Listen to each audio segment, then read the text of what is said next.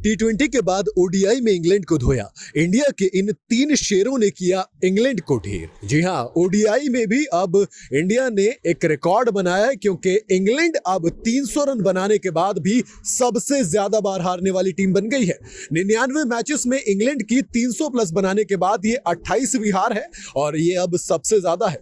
वही बात करो इंग्लैंड की, तो एक और शर्मनाक रिकॉर्ड उसके नाम है, क्योंकि ओडीआई सीरीज के बाद ये लगातार चौथी सीरीज है जो कि इंग्लैंड हारा है। भाई ये बहुत ही ज्यादा खतरनाक इसलिए क्योंकि रोहित शर्मा की फॉर्म इसमें वापस आ गई, क्योंकि दोस्त हिट मैन जो हिट नहीं कर रहा था, अब जब हिट किया तो सीधा सेंचुरी ही जड़ दी। भाई ये सेंचुरी थोड़ी सी ज्यादा अहम है, क्योंकि काफी लंबे वक्त से उनकी पोजीशन पर सवाल उठ रहे थे कि उनको अब रिटायरमेंट ले लेनी चाहिए। लेकिन आज का ये जो शतक है, ये तमाचा है उन तमाम लोगों के मुंह पर जो ये कह रहे थे कि दोस्त अब रोहित शर्मा नहीं खेलेंगे। बात करूं अगर मैच की, तो इंग्लैंड पहले बल्लेबाजी करने आया। फिल सॉल्ट और बेन डकेट दोनों ने ताबड़तोड़ पिटाई की, क्योंकि जो पहले विकेट की पार्टनरशिप थी वो 66 बॉल में 81 रन की रही, जिसमें फिल सॉल्ट के 26 और बेन डकेट के 51 रन थे, यानी कि 50 चढ़ दिया था। हालांकि उसके बाद एक कमबैक टाइप का आप मानिए, क्योंकि भाई जब बेन डकेट और फिल सॉल्ट इन दोनों में से एक भी विकेट गिरना बड़ा इंडिया के लिए जरूरी हो गया था। पहला विकेट फिल सॉल्ट का गिरा 81 रन पे, देन उसके बाद बेन डकेट भी फटाफट निकल लिए। वरुण चक्रवर्ती ने एक बार फिर से काम किया और फिर रविंद्र जडेजा ने मोस्ट इंपॉर्टेंट विकेट लेके दिया बेन डकेट का।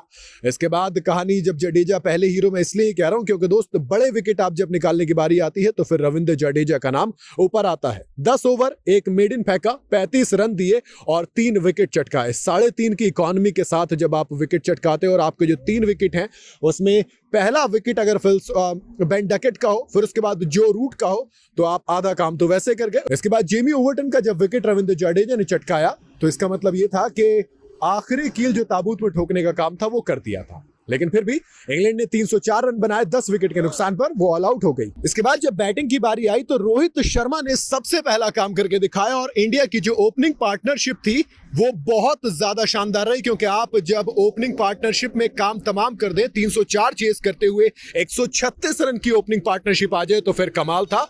रोहित शर्मा और शुभमन गिल इन दोनों ने मिलकर इंडिया की इस जीत की नींव रखी और सबसे पहली जो चीज आई इंडिया की जीत की तरफ रविंद्र जडेजा के बाद वो थी इन दोनों की पार्टनरशिप। जी हां, 136 रन की पार्टनरशिप और उसके बाद शुभमन गिल का विकेट गिरा। लेकिन उसके बाद फिर जब विराट कोहली का विकेट गिरा, आदिल रशीद ने 5 रन पर विराट कोहली को आउट कर दिया, तो इसके बाद ऐसा लगा कि मामला फंस गया। लेकिन फिर श्रेयस अय्यर आते हैं, एक बार फिर से रोहित शर्मा के साथ हाथ मिलाते हैं। 70 रन की एक और पार्टनरशिप होती है जो कि मैच में लगभग काम तमाम करने के लिए काफी थी।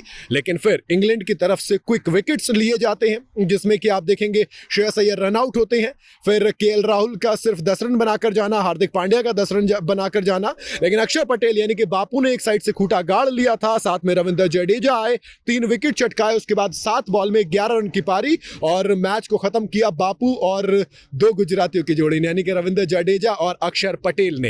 इसी के साथ टीम इंडिया ने पहला ओडीआई जीतने के बाद दूसरा ओडीआई जीता। 3 मैच की ओडीआई सीरीज में 2 जीत का मतलब कि इंग्लैंड के खिलाफ एक और सीरीज जीत। बाकी इन 3 हीरो के अलावा आपके हिसाब से और कौन इस मैच में हीरो रहे मुझे कमेंट में जरूर बताइएगा। वीडियो अगर आपको पसंद आई हो तो इसे लाइक और शेयर जरूर करें और जाते जाते चैनल को फॉलो और सब्सक्राइब जरूर करते जाइएगा।